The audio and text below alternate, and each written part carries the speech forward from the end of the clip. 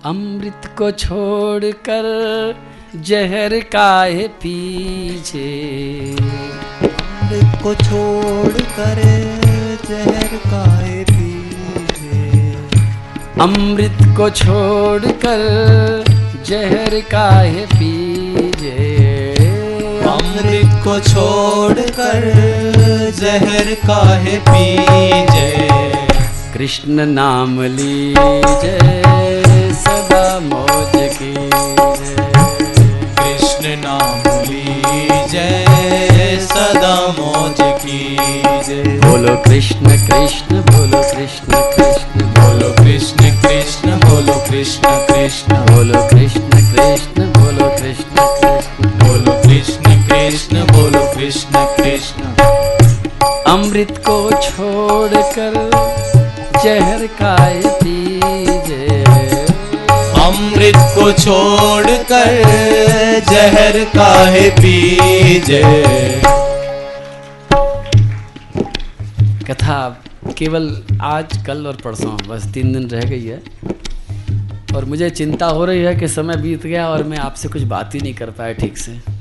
मन में तो बहुत सारी बातें उमड़ घुमड़ रही थी, लेकिन चलते चलते ये कह जाऊं बार बार आपको कि पीछे से वो करना क्या है। ये ध्यान रखना कि अमृत को छोड़ करके जहर मत पीना। संसार में पहचान कर लेना कि जहर क्या है, अमृत क्या है। बहुत जहर फैला हुआ है, हम लोग बहुत जहर खा रहे हैं, जहर पी रहे हैं।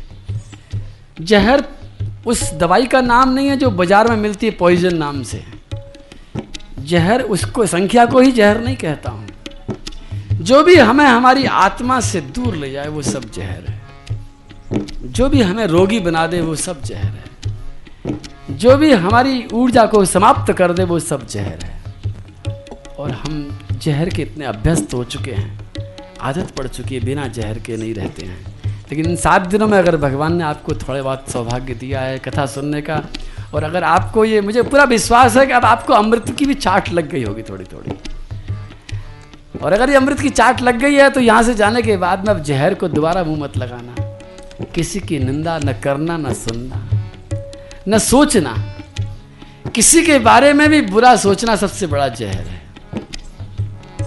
अमृत को छोड़कर जहर काहे पीजे, अमृत को छोड़कर जहर काहे पीजे, कृष्ण नाम लीजे सदा बोझ कीजे, कृष्ण नाम लीजे सदा मौज कीजे, कृष्ण नाम लीजे सदा मौज कीजे, कृष्ण नाम लीजे सदा मौज कीजे।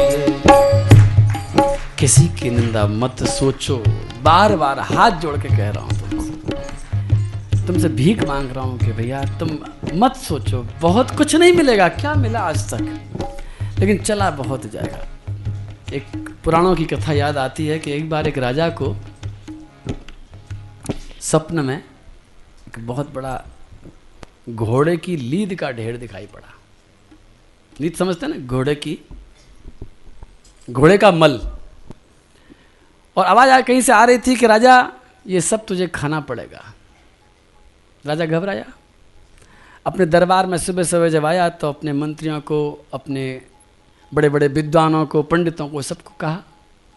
विद्वानों ने हिसाब लगाया कि स्वप्न का अर्थ क्या है। उन्होंने बताया कि प्रभु आपके पाप आ रहे हैं, लगता है आपके पाप उदय होने वाले हैं और वो पाप आपको भोगने पड़ेंगे। राजा ने कहा कोई उपाय है? विद्वानों ने कहा एक उपाय है।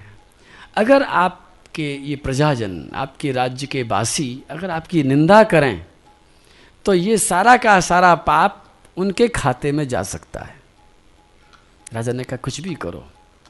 राजा ने बहुत बड़ी एक टीम बनाई गुप्तचरों की और गुप्तचर लगा दिए और पूरे राज्य में अफवाह फैलानी शुरू कर दी, तरह तरह की मनगढ़ंत बातें। राजा बहुत व्यभिचारी है, राजा बड़ा चरित्रहीन है, राजा बड़ा लूटपाट करने वाला है, और राजा बड़ा क्रोधी है, राजा बड़ा कामी है। इस तरह की बातें चारों तरफ होने लगी। सब लोग सुनने लगे, बातें करने लगे। कुछ दिन बीत गए। कुछ दिन के बाद में राजा को स्वप्न आया और जो बहुत बड़ा ढेर था वो दिखाई नहीं पड़ा। एक बहुत छोटा सा किलो 2 किलो लीद का ढेर दिखाई पड़ा और आवाज आ रही थी पीछे से, राजा इतना लीद तो तुझे खानी ही पड़ेगी। राजा ने कहा कमाल हो गया, इतनी सारी थी, इतनी सी रह गई, लेकिन ये हुआ क्या? पंडितों को से फिर कहा। पंडितों ने कहा कि लगता है राजन, तुम्हारे राज्य में कोई ऐसा है जो तुम्हारी निंदा नहीं कर रहा है। गुप्तचरों को बुलाया, गुप्तचरों से पूछा तो गुप्तचरों ने कहा कि महाराज वास्तविकता ये है, हमने पूरा जोर लगा लिया, सब लोग निंदा कर रहे हैं, रात दिन आपकी चर्चा होती है, लेकिन एक स्त्री ऐसी है वो आपकी बात नहीं करती, सुनती भी नहीं है। हम जब भी बातें करते हैं, बेश बदल के जाते हैं, तरह तरह के अटकलें लगाते हैं, लेकिन सब फेल हो जाता है। विद्वानों ने कह दिया कि लगता है ये उसी के हिस्से की लीद रह गई है। राजा ने कहा कुछ भी करो, मैं 1 किलो 2 किलो भी खाने की स्थिति में नहीं हूं, मैं इतना पाप भी क्यों भोगूं अपना, जब मेरे पास उपाय है कि दूसरे लोग निंदा करें और मैं बच जाऊं, इतना बढ़िया उपाय मुझे मिल गया, तो मैं काय को चक्कर में पड़ूं। राजा ने कहा चलो मैं वेश बदल करके खुद जाता हूं, खुद ट्राई करता हूं। उसने भिखारी का वेश बनाया, बिल्कुल अपने आप को छिपा लिया और भिक्षा मांगने के लिए पता ठिकाना ले करके उसी स्त्री के घर के दरवाजे पर जा करके आवाज़ लगाई, भिक्षाम देई। और वो स्त्री भिक्षा लेकर के जब बाहर आई तो भिक्षा तो नहीं लेनी थी, लेनी था कुछ और ही था। राजा ने कहना शुरू किया, देवी तुम्हारे यहाँ का राजा बड़ा दुष्ट है। वो स्त्री तुरंत बोली, ए राजा मैं तुझे अच्छी तरह पहचान रही हूँ, और देख वो लीद मैं नहीं खाऊंगी, वो लीद तुझे खानी पड़ेगी। मैंने आज तक किसी की निंदा नहीं करी और तैने चक्कर चला दिया, सब पागल हैं, सब खा रहे हैं तेरी लीद, लेकिन मैं वो लीद नहीं खाऊंगी। उसके पास इतना तेज था, इतना आचरण का बल था कि वो जान गई और राजा को वापिस आना पड़ा। अब आप समझ लो कि हम अब तक क्या करते आए हैं, सुबह से शाम तक हम क्या करते आए हैं।